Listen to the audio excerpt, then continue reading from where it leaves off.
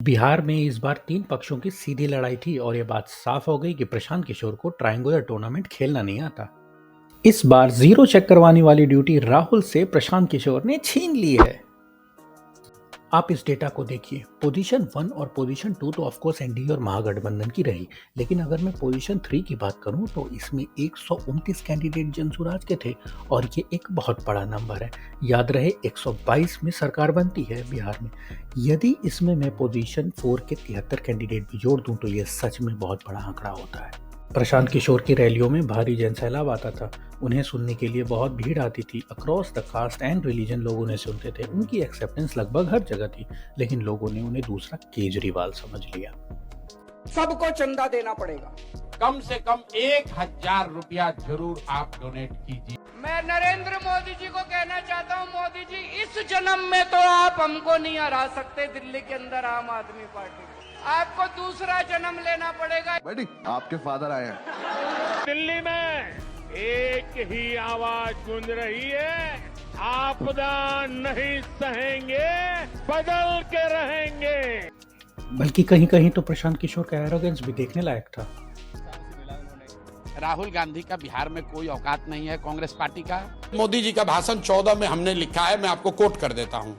मोतिहारी में मैंने उस समय मोदी जी से कहलवाया, मोदी जी ने कहा एनडीए में बहुत उत्साह है। पीएम मोदी कई बार आ चुके हैं, जब आते हैं बिहार के लोगों का, गरीब जनता के पैसे से आकर चुनाव प्रचार करते हैं। राहुल गांधी पूरा महागठबंधन जितनी ताकत लगाकर उनके सभा में भीड़ लाता है, भीड़ से ज्यादा झंडा दिखाता है, उतना हम लोग गांव में सभा करते हैं तो उससे ज्यादा लोग आ रहे हैं। लेकिन सबसे भारी मिस्टेक उन्होंने ये वाली करी है।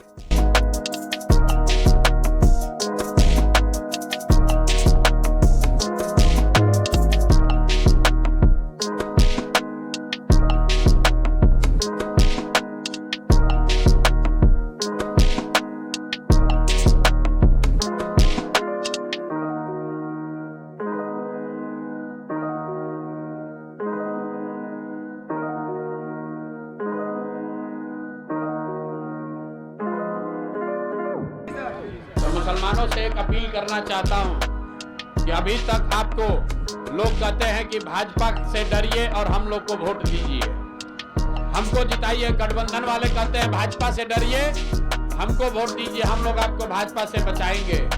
जनसुराज ये कह रहा है कि भैया भाजपा से मत डरो, अल्लाह से डरो और हक के साथ खड़े रहो, अपने बच्चों के साथ। और हमें लगा था आप कुछ नया लेकर आए हैं। इस बात को अब एक एग्जाम्पल लेकर समझते हैं। जब भी कभी भी तराजू में हमें एक तरफ को भारी करना होता है तो या तो उस तरफ हम वजन बढ़ाएं या हम दूसरी तरफ से वजन थोड़ा कम करें। इस तरह से हम दोनों पालों को एक बराबर लेके आते हैं। इसी बात को अब राजनीति के परिप्रेक्ष्य में समझते हैं। जब प्रशांत किशोर को दो पालों के बीच में से चुनने की बात करी तो उन्होंने बराबर नहीं किया, उन्होंने कुछ ऐसा किया। नीतीश और तेजस्वी के बीच में अगर आपको चुनना हो, किसे चुनेंगे? किसी भी दिन नीतीश कुमार को किसी भी दिन नीतीश कुमार को चुनेंगे। आपने कहा, जनता ने सुन लिया, सारे वोट नीतीश को दे आए। Thank you very much.